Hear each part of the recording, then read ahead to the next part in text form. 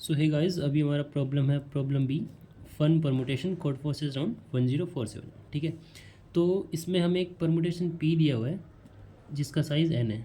ठीक है, अब क्योंकि ये परमुटेशन है तो इसमें नंबर्स 1 to n होंगे। ठीक है, ओके। अब हमें एक ऐसा परमुटेशन क्यू बनाना है, जिससे कि ग्रेटेस्ट कॉमन डिवीज़न मतलब GCD of P I plus Q I, ठीक है, comma P I plus one plus Q I plus one, ये हो 3 या 3 से बड़ा। ठीक है, इस तरह से हमें एक परमुटेशन क्यू बनाना है। तो इसका मतलब क्या हुआ कि कोई भी, जैसे हमारा परमुटेशन पी है जिसमें P1 P2 up to Pn elements होंगे। ठीक है, अब हम क्यू परमुटेशन बनाएं Q1 Q2 up to Qn elements. तो इसमें मतलब कोई भी दो एडजेसेंट एलिमेंट्स चूज़ करें तो इन दोनों का सम और इन दोनों का सम, ठीक है, उन दोनों का जो जीसीडी है वो 3 या 3 से बड़ा होना चाहिए, 3 या 3 से बड़ा होना चाहिए। ठीक है, ओके। अब इसमें यहाँ पे हमें क्या फ़ायदा है कि ये हमें परमुटेशन दिया हुआ है। अगर सिंपल कोई एरे होता तो उसमें थोड़ा मुश्किल होता। अब मैं बताता हूँ कैसे। और इसमें ये भी दिया है कि जो हमारा एन है वो ग्रेटर देन और इक्वल टू 2 होगा। ठीक है, तो हम सबसे पहले बेस केस मान के चलते हैं कि n इक्वल्स टू 2 है। अगर n इक्वल्स टू 2 है तो हमारा जो p होगा वो क्या होगा, या तो 1 और 2 यही होगा, या फिर 2 और 1 ये होगा।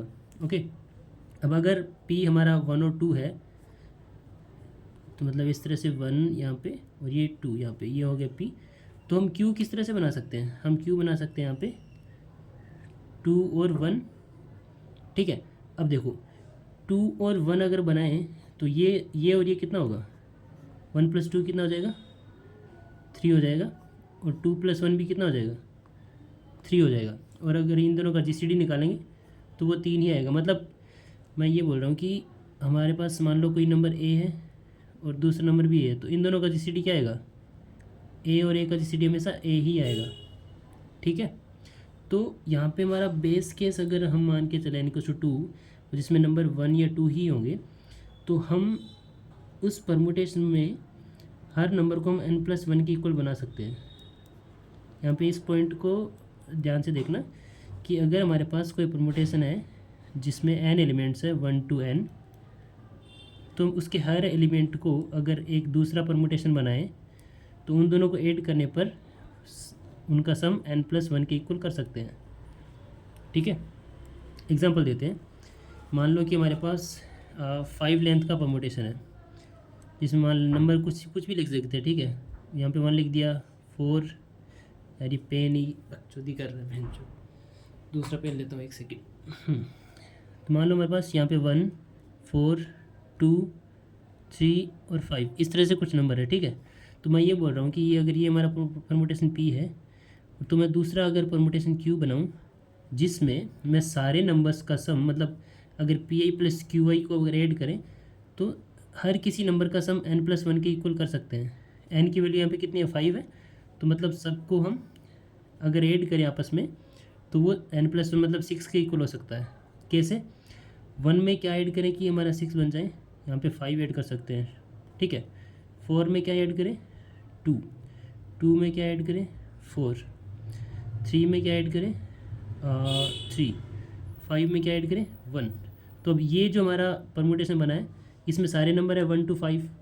ठीक है, 1 to 5 नंबर है सारे, तो ये भी एक परमुटेशन हो गया हमारा। ठीक है, तो ये हम आउटपुट कर सकते हैं। अब इसमें अगर हम देखें तो p तो हमारा ऐसा है 1 4 2 3 और 5। ठीक है, और q क्या है हमारा 5 2 4 3 और 1। अब हर किसी नंबर को ऐड करो, 5 1 6 4 2 6 4 2 6 3 3 6 5 1 और 6। तो P I plus Q I हमारा क्या बन रहा है, यहाँ पे पी आई प्लस क्यू आई और पी आई प्लस 1 क्यू आई, ये हमेशा 6 ही रहेगा, ये भी 6 6। ठीक है, तो हर किसी एडजेसेंट का जीसीडी निकालेंगे तो इन दोनों का 6, इन दोनों का भी 6, इन दोनों का भी 6, इन दोनों का भी 6। ठीक है, मतलब यहाँ पे जीसीडी कितना आएगा, n+1 ही आएगा। n = 5 था तो यहाँ पे जीसीडी कितना आया, n+1 आया। तो हमारा जो बेस केस था 2, n greater than equal to 2 हो सकता है ना, तो 2 वाले के केस में हमारा GCD कितना आएगा, 2 + 1 मतलब 3 आएगा, जो कि हमने यहाँ पे देखा था कि अगर P हमारा 1 और 2 है तो Q को हम क्या रख देंगे, 2 और 1 रख देंगे, ठीक है, ताकि इन दोनों को ऐड करें तो ये 3 बन जाए, इन दोनों को ऐड करें तो ये 3 बन जाए, ठीक है। अगर P हमारा 2 1 है तो हम Q को 1 2 रख देंगे। इस तरह से करना है, मतलब कि सिंपल सा अगर कोड की टर्म में बात करें तो अगर हमारा ये P कुछ भी दिया हुआ है, जैसे यही ले लेते हैं 1 4 2 3 और 5, तो हमें Q क्या बनाना है, Q हमें बनाना है कि यहाँ पे n+1 - pi, हर नंबर को ऐसे रिप्लेस करना है, ठीक है। n+1 मतलब 6 - 1, यहाँ पे आएगा 5, 6 - 4 2, 6 - 2 4, 6 - 3 3, 6 - 5 1, तो मतलब हमारा जो नया परमुटेशन P बनेगा वो 5 2 4 3 1 ये बनेगा, मतलब सॉरी Q बनेगा, ठीक है। तो यही हमारा आउटपुट आएगा, और उनमें GCD जब निकालेंगे तो n+1 आएगा। आई होप आपको ये समझ आएगा, ये मतलब ट्रिकी क्वेश्चन ही था, इसमें बस यही सोच रहा था। तो इसमें कोड में तो मैंने सिंपल बता दिया कि हम एक मतलब इंटीजर n चाहिए जिसको इनपुट ले लिया Cin, ठीक है, और उसके बाद हम एक वेक्टर बना लेते हैं, वेक्टर ऑफ लेंथ n, ठीक है, v जिसका साइज n बना लेंगे, और यहाँ पे एक टेम्प वेरिएबल भी ले लेते हैं जो इनपुट में काम आएगा। ये सीधा मैं आउटपुट ही स्टोर करूँगा इसमें।